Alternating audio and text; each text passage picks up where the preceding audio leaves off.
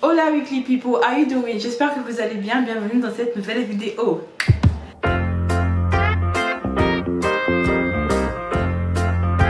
Alors cette vidéo elle est un peu spéciale, c'est plus pour moi que pour YouTube en général parce que j'en ai vraiment besoin. Donc Teresa, si tu passes par là, arrête-toi, regarde ta propre vidéo.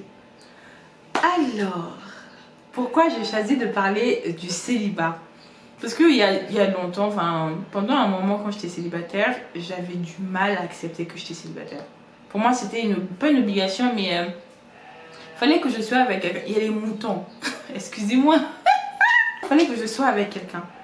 C'était primordial. Pas primordial, mais je me sentais mieux, on va dire, avec une personne à côté de moi que célibataire.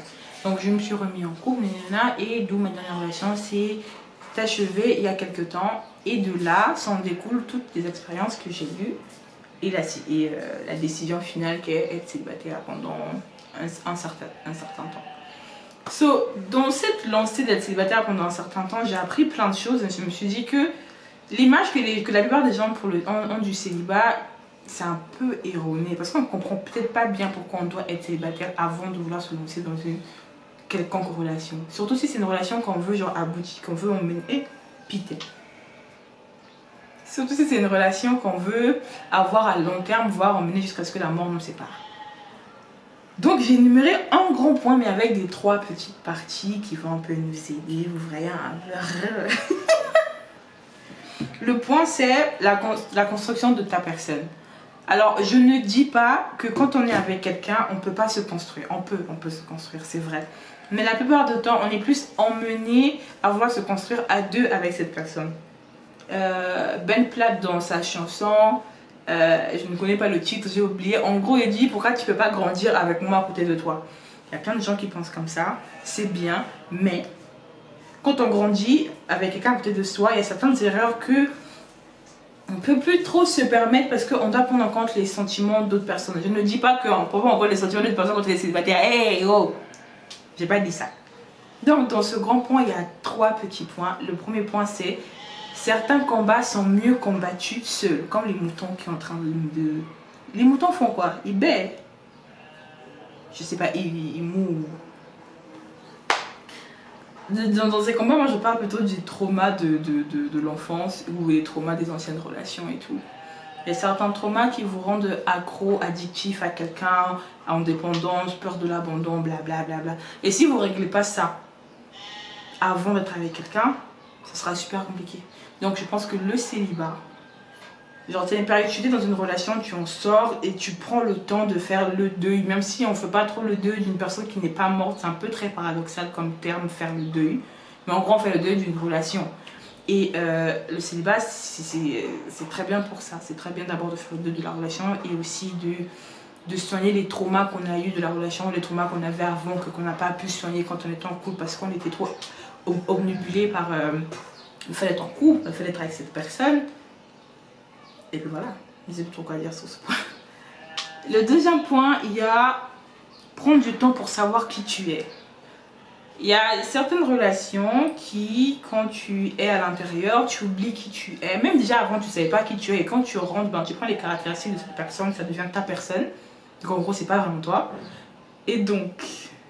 c'est pas vraiment toi et tu te perds un peu, déjà que de base tu es déjà perdu. Et donc, le célibat, tu t'assois avec toi-même, avec l'acceptation déjà que tu dois être seul pour pouvoir être mieux à 2 plus tard.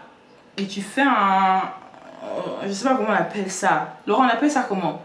Remise en question sur ta personne, que tu te...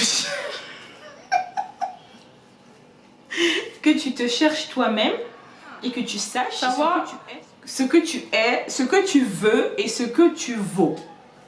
Vous voyez la nuance, ce que tu veux et ce que tu vaux. Non, mais pas ce que tu veux, ce dont tu as besoin. Parce qu'on peut avoir des envies, mais c'est pas vraiment ce dont on a besoin dans la vie en général. Donc si on sait déjà ce dont on a besoin, on pourra savoir plus tard. On fait tout ce blablabla juste pour dire que on a besoin de ce moment de célibat pour pouvoir rentrer dans une autre relation. Pour ces personnes qui n'arrivent pas à être seules, le célibat c'est notre allié entre guillemets. Surtout si on veut que la prochaine relation durcisse ou grandisse ou vitisse ou dure putain. Dur. Ouais, dur, pas durcir. C'est quoi ça?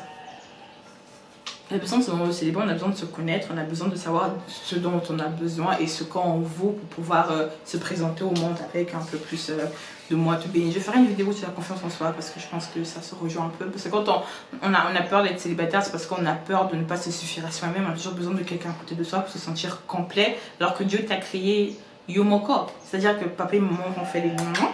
Tu as été créé, tu es venu au monde seul, à part ceux qui ont des jumeaux, mais dans la généralité, chacun sa poche, la majorité des cas.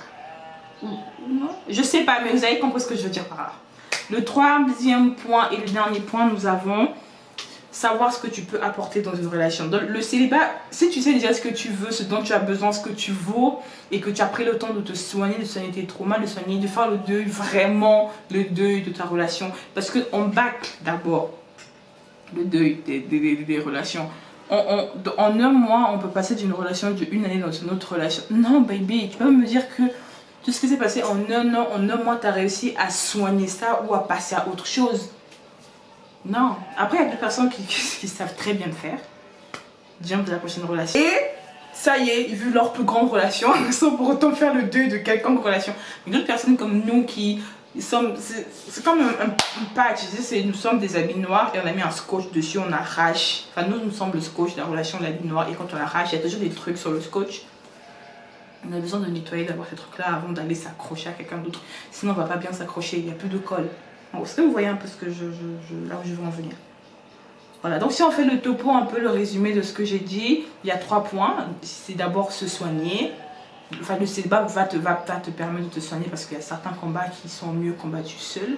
Ensuite, le célibat va te permettre de savoir qui tu es, ce dont tu as besoin et ce que tu vaux.